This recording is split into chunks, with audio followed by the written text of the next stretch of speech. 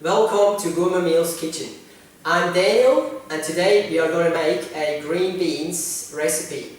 It's going to be stewed green beans, and what I really love about this recipe, it's actually very simple and only needs a few ingredients, but it's full of flavor.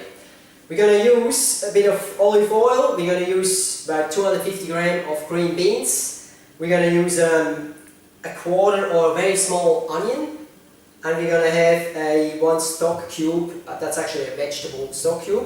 We're going to use sort of a third of or a half a glass of water and some salt and pepper. So let's move over to the stove and get started. Okay, now the first thing we're going to do is put a little bit of olive oil in the pan, put the onions in,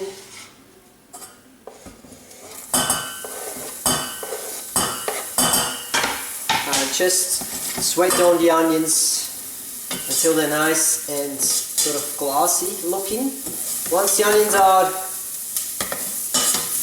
sauteed off, you put in those beans, and it's pretty simple. Then just add the water and that vegetable cube. So for this recipe, you cover the beans up and you adjust, once it boils, you adjust the temperature of the stove so that it just keeps simmering. That will take about 25 minutes to simmer. So let's simmer that for 25 minutes and have a look.